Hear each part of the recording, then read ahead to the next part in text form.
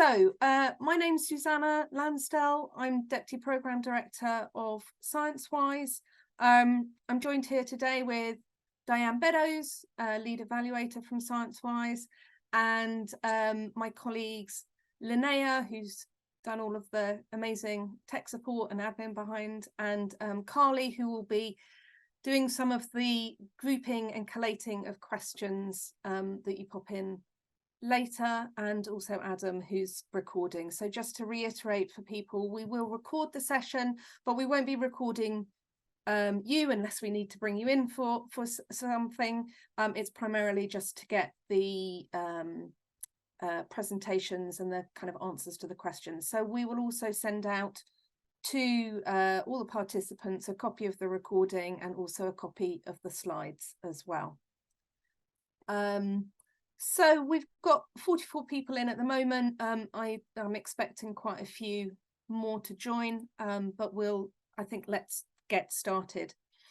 So really pleased to see everybody here today. And why we thought we'd do this session is that we on Sciencewise work kind of day to day with public dialogue in thinking through what commissioners might be needing, what their public dialogue might require, and also on supporting the evaluations and also sharing learning on what we find out. And of course, many of the commissioners that we speak to have never done a public dialogue before. And so very often they will be raising questions that we hear, multiple times. And whilst we have a frequently answered question section on our website, we thought it would be really nice to kind of just open up that space. So we can go through some of the key things that we hear, but really hearing from you about what the questions are, how do you get started, the sort of why, when, how to do it. Now, we won't be able to go into like all of the detail on that, but hopefully enough that you'll be able to have a much better sense of what's involved, what are the practicalities to get you started. So in terms of the agenda, I'm just going to give a really quick overview of Sciencewise in a minute, and then we'll turn to Diane, who will go through some of the key ingredients needed for public dialogue, sort of right from the beginning, from concept through to completion. Then I'm going to give a kind of high-level overview of some of the common questions that we hear, and also some of the questions that people had asked beforehand that we collated as well. But mainly then we want to open that up as a space for you to put questions in the chat, and as I say, Carly will collate those and we'll try and address as many as we can. We'll then have this sort of interim stop at 1 o'clock, so we'll get through as much as possible, hopefully have kind of a good 25 minutes or more for your questions.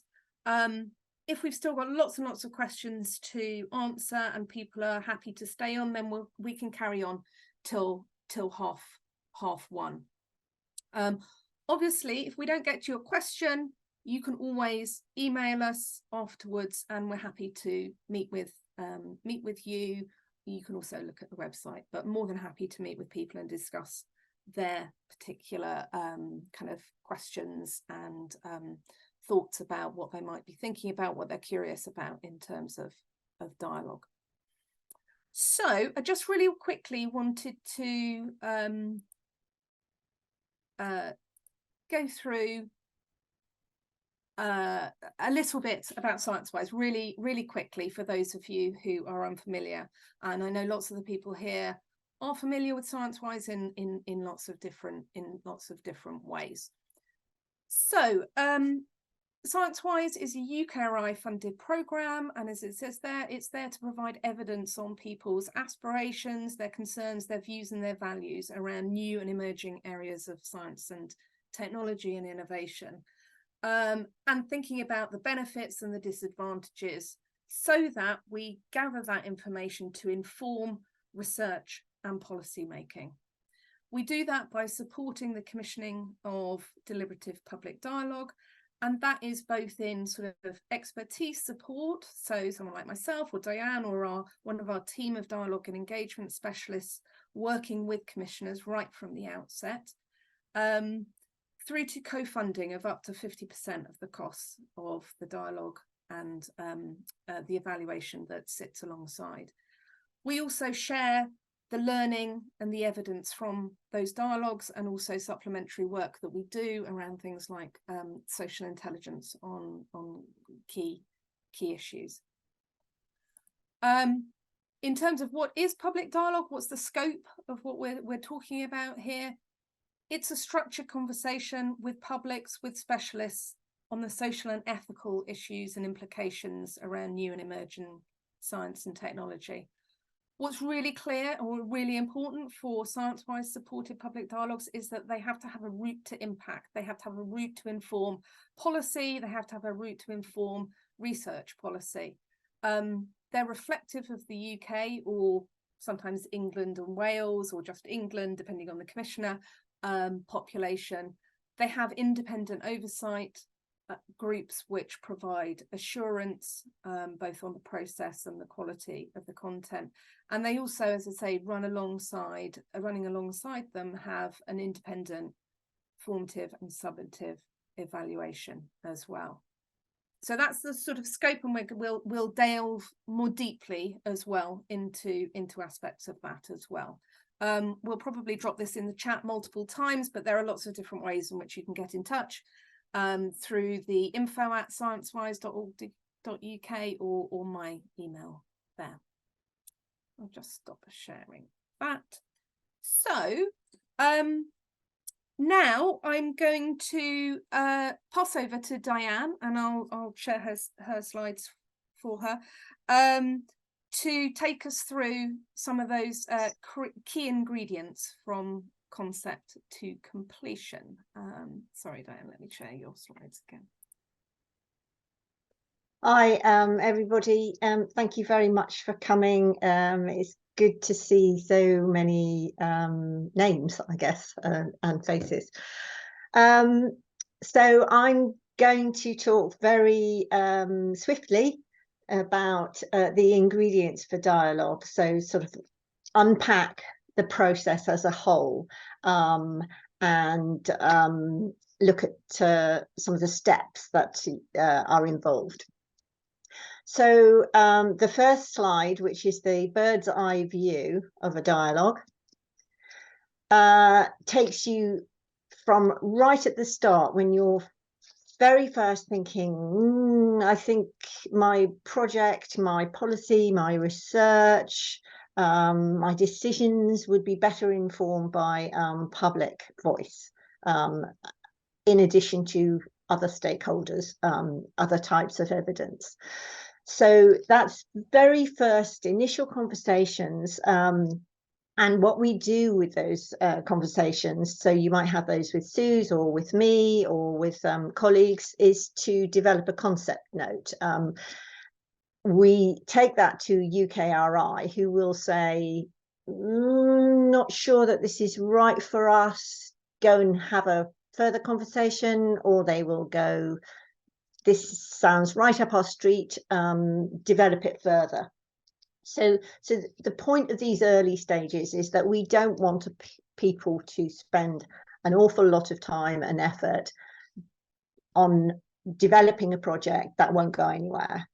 So it's really important that we keep the sort of lines of communication open, both with potential commissioners, but also with UKRI, and that we understand their priorities for engagement more generally. Assuming that we get the go-ahead, then we develop a business case. The purpose of that is to really think through the project. So what are the impacts going to be? Sue said there is an evaluation for all projects, and what we want people to do at the earliest stages is think, how are they going to use the findings of a dialogue? So what are they going to do with the information that comes out of the dialogue? Is it going to inform a policy? Which policy? So we ask people to be really quite specific, because we don't want to fund dialogues that don't go anywhere. So it's important, the impacts. The business case also includes some contextual information, some background on what do we already know about this topic, has previous research been done, an idea about the scale of the project, so we can start thinking about budgets. And that goes to UKRI following a internal QA process. And at that point, when they sign it off, they will sign off up to 50% match funding. And they will also, so you'll also get a dialogue and engagement specialist known as a DES at some point during that initial stage. So between the concept note and the end of the business case, you'll get a dialogue and engagement specialist. The next stage is procurement, about which I won't speak. It can take quite a long time. So the earliest you can start with thinking about a dialogue, and the sort of quickest you can go through that initial stage, the better, because procurement always takes longer than anticipated. So as you have, you'll get some contracts, you'll get some bids, you score the bids, and then you will get a contractor. And there are 3 broad stages to the dialogue when it's live. So the scoping and design is as it sounds, essentially. So what you're interested in is how do we achieve our objectives in the design process? Is this a sensitive topic? Do we need to provide additional support for participants, for example? Who do we need in the room other than the participants? Which participants do we need? So that thinking through the whole of the project from beginning to end at that scoping and design. So always referring back to your objectives. Are we actually going to achieve our objectives with this particular design, with these particular people involved? Sue's mentioned the oversight group. I will talk about them a little more later, but oversight group meetings are really important part of the scoping and design phase, because they bring together different perspectives on a topic. So you might have academics, you might have NGOs, you might have policy makers, you might have business, for example, on your oversight group, all of whom will bring different sectoral and values driven perspectives to the work. So the basic purpose at this stage is to surface all the different debates, to make sure that the materials that participants see and the information they get given throughout the dialogue is balanced, and it's not skewing them to think in a particular way. Delivery can be online, can be offline, can be a hybrid. So very often processes nowadays are face-to-face. Maybe the first one and last meetings are face-to-face, and the ones in between are online. There are often pilots, so we can pilot materials and the design of the process with a small group of people and tweak it after that. That's always useful. Designs can be responsive to what participants want to talk about, or they can be sort of more managed, I guess, depending on the nature of the project. And then the final stage is the analysis and reporting. We again have the value of the oversight group here is really important, because they can take the findings and either identify points at which they don't understand, or identify resonances with other work that they are aware of. They can spot typos, all sorts of things. But again, that sectoral and diversity of perspectives is really useful at that stage. The evaluation is ongoing. It's formative and summative, as Sue said, and the final evaluation work takes place around 6 months after the final dialogue report has been published.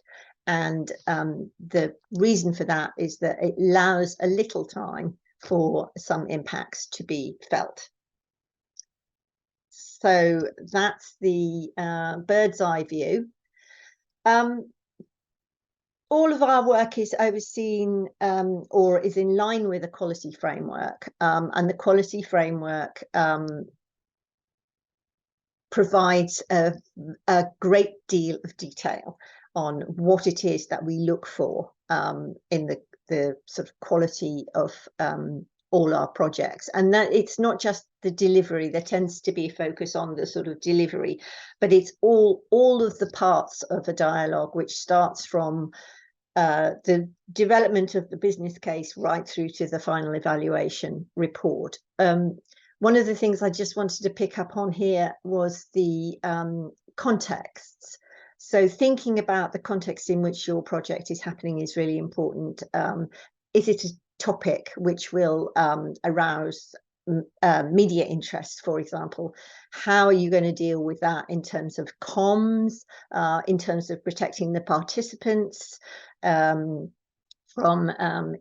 any intrusion if people become aware of them taking part in it? I don't think that's ever happened, but it's worth thinking that through.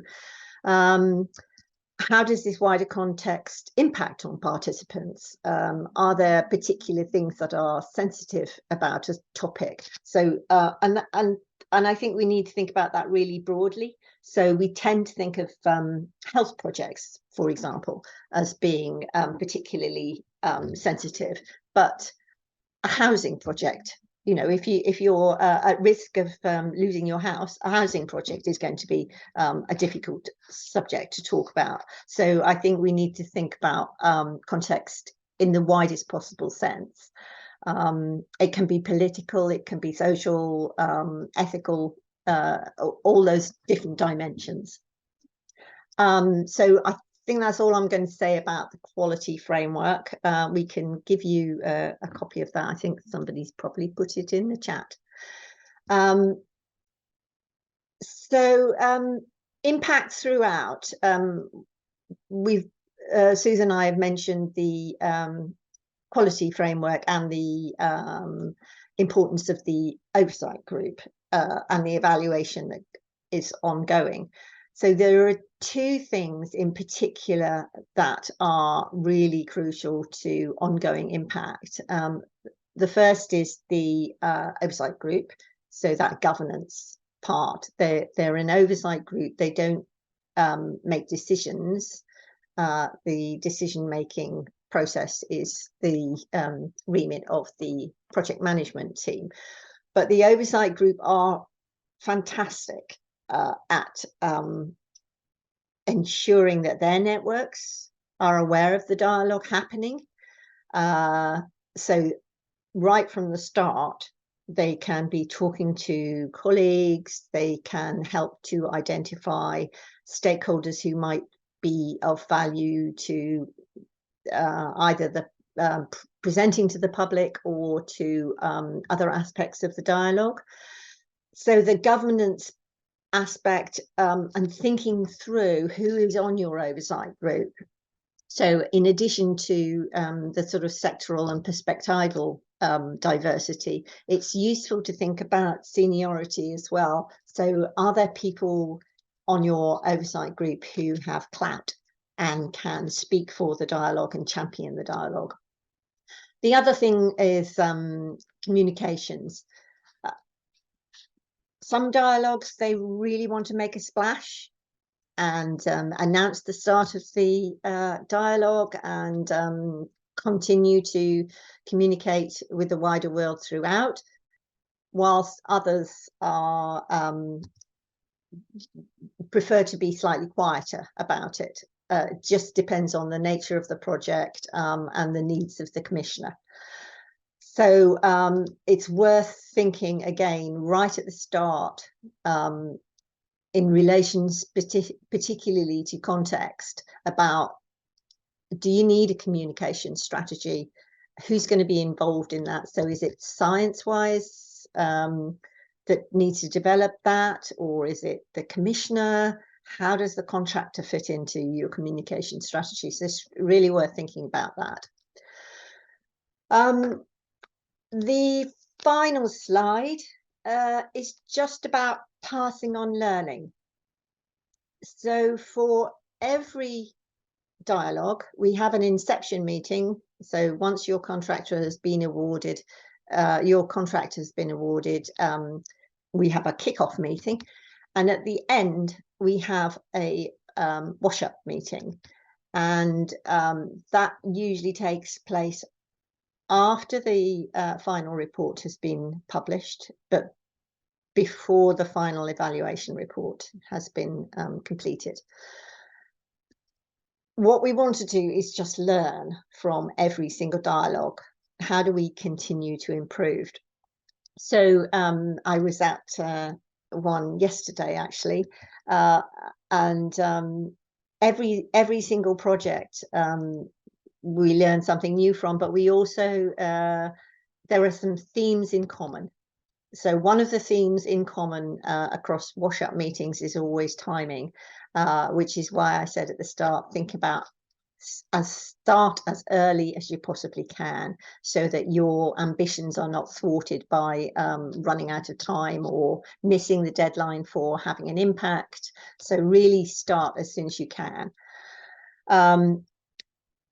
The other thing that's been really interesting about recent wash-up meetings is that people are continually finding new and interesting approaches to dialogue, or using dialogue in new contexts. So, for example, recently we've had a dialogue, we've just started a dialogue which will inform decisions within an organization. And the decisions taken by the organization will impact on the public. We've also had a recent project that's just concluded, which scrutinizes previous decisions and previous projects by a public sector body, and will use the learning from that scrutiny to develop guidance for further work. And that's a new use of dialogue. We've also had one recently that has informed a research call. So there isn't a single approach to dialogue, and nor is there a single use for dialogue. And those are the things that we will discuss with you at the early stages. How might you use this a dialogue? And finally, dialogue is not the answer to everything. So it's I guess in terms of the other common theme that we get from wash-up meetings is people saying it was a lot of work. So take the amount of work seriously. Thank you. Great, thanks, Diane. I'm just going to keep it on slide share for now, because I'm going to start to talk about some of the common questions that we hear. So Diane sort of trailed some of them there, and I'm just going to go through these in quite an overview way, because I don't want to take the energy out of your questions. So I'll sort of give a teaser of some of the answers, but by all means, if you've got other questions that delve into them, then you know, pop those in the chat. So now is the time actually for you to start thinking about the other questions that you have, and they might pop up as I go through. You might already have had some occur to you, so do start to pop them in the chat, and then Carly can start to collate those together for our more open question time. So they sort of group into questions around participants, questions around time, resource and cost, questions around the sorts of topics that work, and questions around logistics. So, as I say, I'm going to run through these quite quickly, but these are the most common questions that we hear and that we've heard sort of running up to this event. So how do you recruit participants? So we work with, and the contractors will work with the commissioner and with the oversight group to agree a recruitment specification. The starting point of that will be that it's reflective of the population, but then there might be some really kind of nuanced points around which parts of the country you might want to go to, whether you want urban or rural, or whether you want to boost particular demographics. And then that's used to go out to a recruitment agency, and it will be a mix of kind of online or on-street recruitment. But I think what's important from that is it's members of the public quite often screened out if they have a kind of connection with the topic. So if they work for a scientific research organization, for example, or for the health sector, if it's a health related project, and they're not members of the public who can just volunteer themselves, you know, through an invitation, they are approached. How many people are involved? I mean, it really varies, but I think the smallest has been about 30 when that's been quite an intense panel, but up to about 150. I think probably tops has been 200. The average is around 70 to 100 members of the public, I would say. What about digitally excluded or easy to ignore groups? We definitely expect contractors to be able to ensure that anybody that can't access digital devices or isn't confident on that provides the means for people to do that. So that shouldn't be a barrier. And as I say, quite often it will be really dialogue specific, but thinking about actually we need to reach out to a certain demographic, and do we need to have minimum targets, or do we need to boost in particular areas, and what are the ways to reach that? And particularly some dialogues might have a lived experience strand, and therefore that might have a different sort of recruitment channel. Is it UK wide or country specific? It can be both. So again, depending on the commissioner, some commissioners are UK wide, and therefore they will expect to draw a public from the UK wide. Some commissioners just work in, say, England and Wales, for example, and so therefore will tailor their recruitment specification to that. What about representative or reflective? So we tend to describe public dialogue as reflective of the UK population as a starting point, rather than representative. We just don't have the sort of numbers to warrant it being called representative.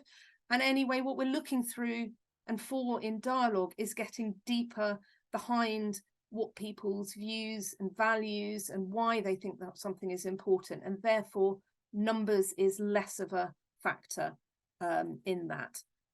It might be sometimes that dialogues run a representative survey as part of a larger mixed method approach for a bigger topic. Again, keep the questions coming in if this is prompting any other thoughts. So how long does it take to commission and run? I mean, Diane ran through some of the points there. I think that, again, this is really, really broadly, but once a contractor is in place, on average, the Sciencewise dialogues would take 6 to 12 months to then get to a report coming out. From concept to getting a contractor in place can be 3 months or more, and as I think Diane alluded to quite kindly, procurement can take a big chunk of that, and getting procurement geared up and ready and aligned is often something that can cause hiccups, which is not just, I imagine, you know, a case for public dialogue, but for other sorts of projects as well. What are the costs and what are the factors that impact on that? Again, kind of if I look across the broad scope of Sciencewise projects, I would say that the smallest has been in around the 100,000 mark, and probably up to a sort of 400,000 at the biggest. The key factors there that drive cost are around the number of participants. There's a big difference if you're engaging 30 people or if you're engaging 150 people, because you're paying people to participate. And obviously the complexity of engaging that number of peoples, and the number of times that they meet. So it's not unusual, I'd say, as a minimum for the public participants to come together 3 times, if not 4, 5 or more. Again, it would vary depending on whether that's online or face-to-face. So those are the 2 driving factors. There are other factors, obviously, to do with things like, is there a literature review? Are there stakeholder workshops? Is there a launch event? But those, the number of participants and the number of times they meet are the key factors. Suze, we have yes. a clarification question, if I can just interrupt. Go on then. Can you please repeat? You said 6 to 12 months from what to a report? Okay, from your contractors being in place. So I suppose I was splitting it there because sometimes it can take quite a long time from somebody coming to us and going, oh, I've got an idea for a dialogue, and getting that through their internal machinery, refining it, going through the ITT, procuring someone. That can take 3 months minimum, and a lot of that is probably to do with the smoothness of that path. But I think my point there was the procurement can take quite a bit of time. So once you've got a contractor in place and you've had that inception meeting, you're probably looking at about 6 months plus. Again, it's really dependent on the sort of shape of your dialogue and the kind of timing factors behind that. Thanks. If that's okay, we can always come back to that and delve a bit deeper. Team time, I think, as Diane alluded, yes, it will take team time. We expect commissioners to be really, this is not something that you contract and it happens outside of your organization and then you get a report back. You're involved all the way through. And whilst I think it's fair to say that commissioners quite often say, gosh, that took a bit more time than I thought, they also always say, but the value of being there, shaping it, hearing what the public are saying, engaging wider stakeholders in that is absolutely, the value of doing the public dialogue. So you do need to account for team time. Is my topic too complex? I would say no. I don't think there's any topic that is too complex to have dialogue about. Participants don't need a PhD in the topic. The specialists, the people commissioning it, they might have all sorts of naturally expertise in that. But we have taken people through newborn screening, space weather, embryo research, net zero. It's about ensuring that we provide, the contractors provide information in a way enough that people can understand what it is that they're deliberating on, but in a way that is also accessible. So they don't need to know, all of the details. They need to know enough to deliberate. And what sort of questions or topics lend themselves to dialogue?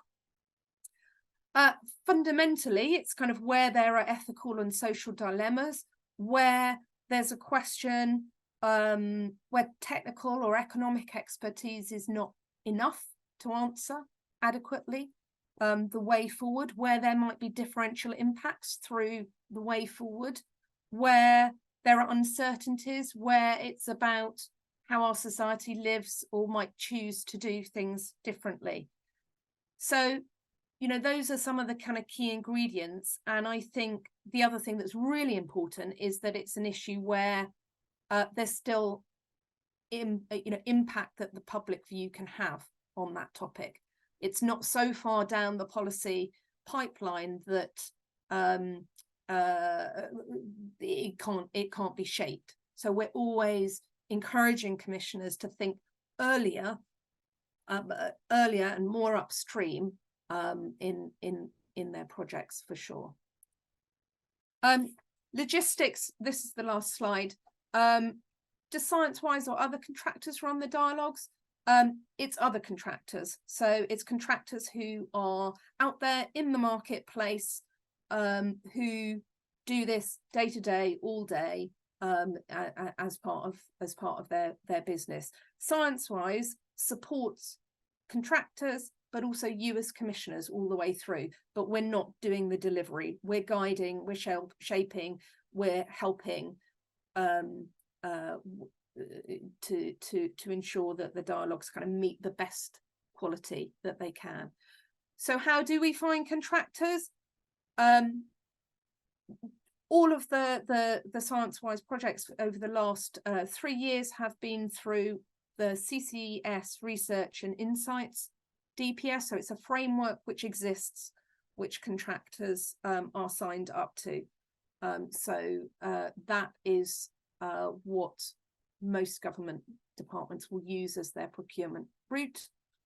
And how are speakers and specialists and researchers involved? We can go into this a bit more, but in many, many ways. So they might be there as an oversight, or as part of an oversight group. We might have speakers who are imparting information. We might have researchers who are there in conversation with the public participants. We might have people who are videoed as part of the materials development. We might have specialists that contribute to written material. We might have specialists who also come along and observe the process as well, because there's something really special about actually in lifetime hearing how the public wrestle with the sorts of trade-offs, with the sorts of issues that your topic creates. So that was a real kind of rattle through of some of the common questions that we hear. So now I think it's over to your questions, and I haven't had a chance to see yet what has come through. Carly, do you want to let us know what's been coming through and where some of those questions are? Yeah, absolutely. So I'm going to start off with a question about contractors. So can you please give us some examples of the type of contractors who might be involved in the recruitment side of Sciencewise?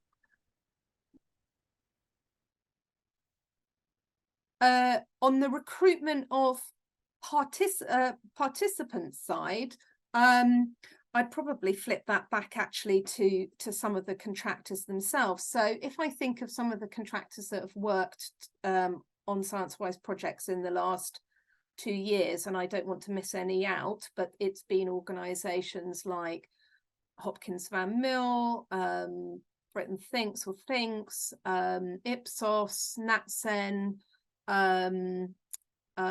Yes, I've probably missed some of them out, and I think, and they will have their own either in-house or specialist recruitment agencies that they work for. So for example, one that pops up in my mind, which I think some of the contractors use, is Field Mouse.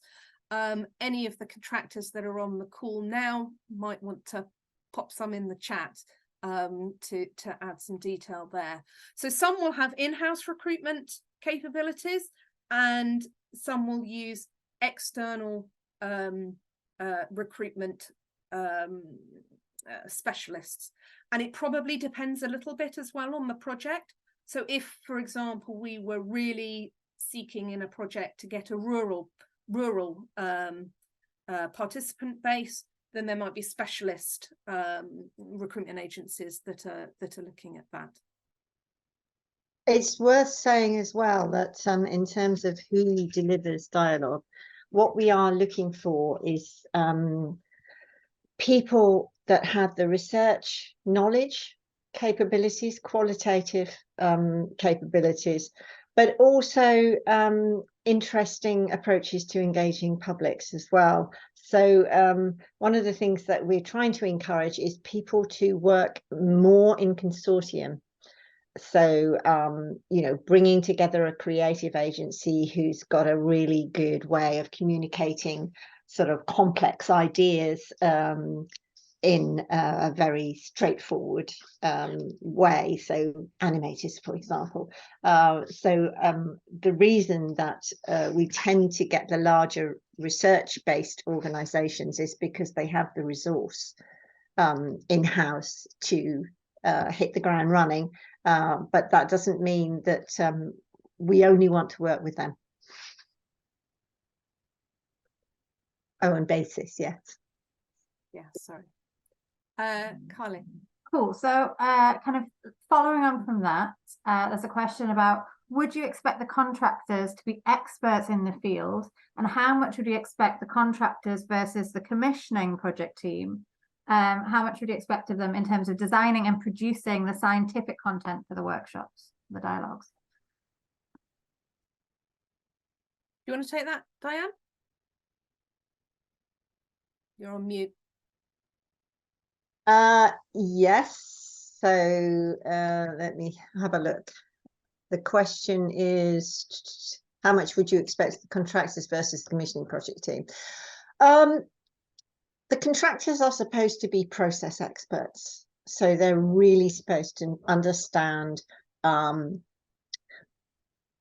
these processes work, and they need to be able to get their heads around the conceptual framework of the problem that's being addressed, or the topic that's being addressed, but they don't need to be experts in science at all.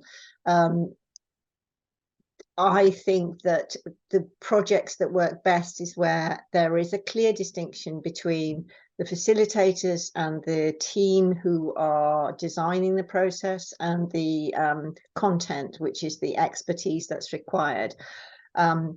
Sometimes teams, contractor teams, have a scientist on them, or people who have expertise in the particular content, which can be helpful sometimes, but essentially the oversight group and the project commissioner are responsible for the content, the sort of science, and will present that either face-to-face in events, workshops, or they will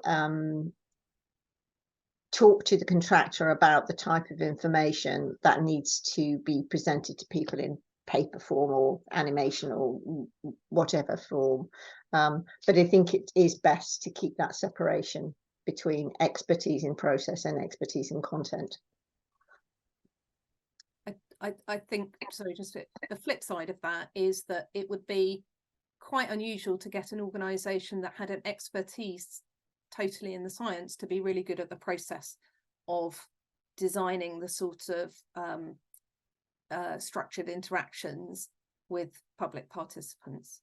Yeah, Carly. So I'm going to go on to kind of types of projects and types of dialogues now. So I've got a question, well, a couple of questions in one. You mentioned that your funding is specifically for policy around science and emerging technology. Is there a reason you specifically focus on policy and not the science itself, or methods for engaging target audiences, for example? Is public dialogue better suited to policy discussion? So I'll start that one, Diane, and you can chip in. Yeah, I mean, Sciencewise started very much with a policy focus, but it's absolutely and increasingly the sorts of projects that we're seeing are of a research focus as well. So I think read policy as policy and research, but I think that the kind of critical thing in that is if we're doing a public dialogue, and there's one, for example, running at the moment on with the Human Development Biology Initiative, so upstream human embryo research. The key thing is for us, as I alluded to right at the beginning, is what impact is the public input going to have? So where it could be that is shaping a research theme or shaping a funding call, that's absolutely in scope. for Sciencewise work. So I think, yeah, where you read policy, it could also read research. The key thing is there a route to impact? Is there a route to shape policy or research from that? Diane, I don't know whether you'd add anything, otherwise we can. No, I do think so. I think a recent research one that I mentioned before was the NHS AI lab, who were putting out a call for research on data stewardship. And they really wanted public voice to inform the call for research. So we definitely do work at that research end, not just with research councils, but with you know, an NHS AI lab, for example.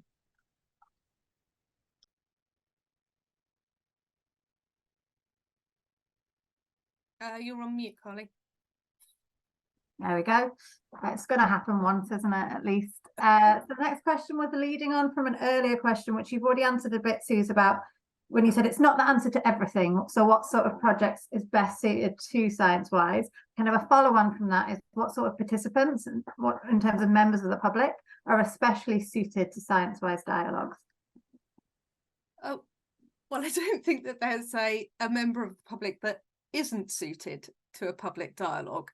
So we don't select people, or people aren't selected based on, you know, their educational qualifications, or whether they can answer a question about what law's in place about a particular topic. So we're really trying through the public dialogue to get, what do the public think about this? So that might be a mix of people that you get in there. It might be that a recruitment specification specifically looks across not having people that, you know, or is very keen to know what sort of education span they have, so that we've got a reflection of people who, you know, left school at 16, or who have degrees. Because what you don't want is a group of kind of self-selected you know, screened people in that way. So we want people who are members of the public, who bring diverse views, who bring diverse perspectives, because they're from all sorts of walks of life. So when we're looking at that recruitment perspective, you know, we're looking at different ages of people, we're looking at different you know, socioeconomic criteria. We might be looking at whether they live rurally or urban, or whether they you know, have different.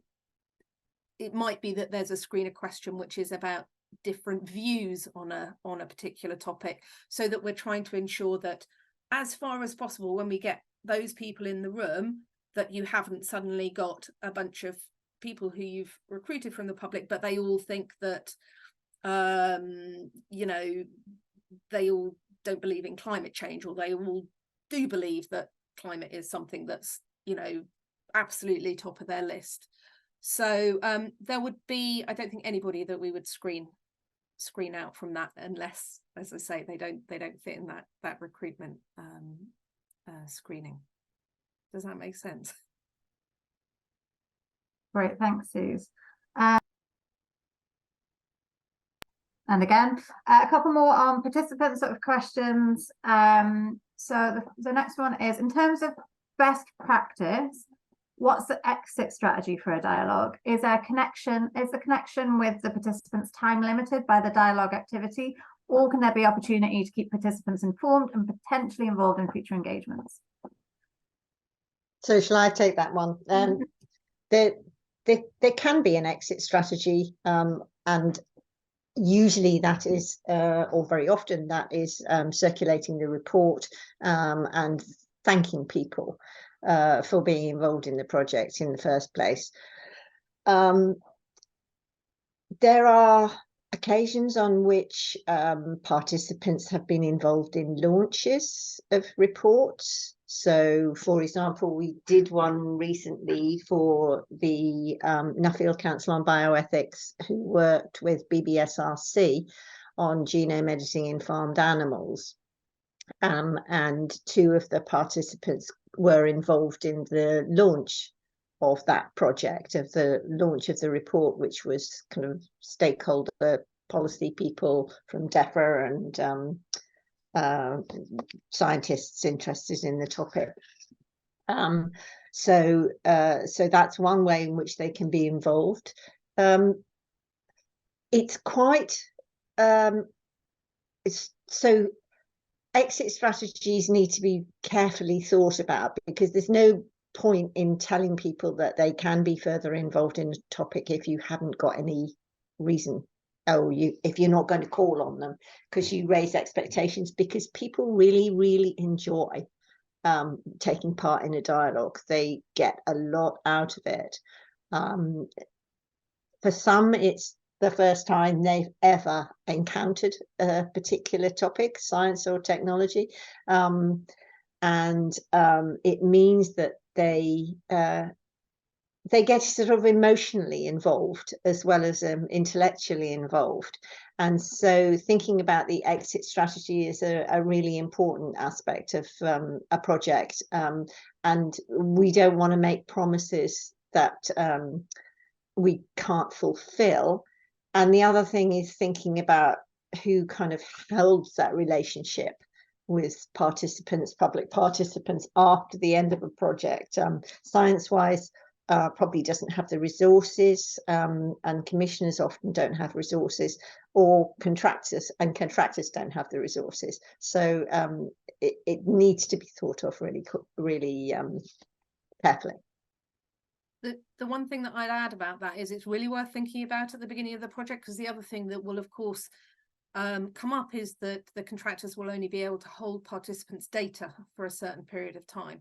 So if you are thinking, actually, no, we do want to keep people involved, and we do want to, we have another way or opportunity for engaging them, that has to be kind of specified so that you can retain the data, and therefore it's not lost. One of the other things that has happened on one project before was that we had a group of participants where the dialogue happened, and then actually through that the commissioner realized that there was a supplementary piece of work that would be really useful to sort of add on. And so there was a group of 70 people who had been through the topic, and that fed on quite nicely. But what was really important there was that it flowed forward so that we didn't lose the data of those people. The contractors will hold that data. So again, it becomes a kind of data governance point in ensuring that you've got a reason to keep people's information, and that you know what that's for. So there's nothing that can stop that. It's worth just thinking about it. Harley. Cool. So I'm going to have one more participant question, and then I've got a couple more questions about type of projects and eligibility. So the participant question is, can contractors support running sessions with ESL participants? I'm assuming that with English as second language participants. I don't see why not at all. And we've definitely had participants that, contractors will, before a participant first comes into a workshop, they will have spoken with them, they will have worked out whether they need additional support, whether that's digital or access needs.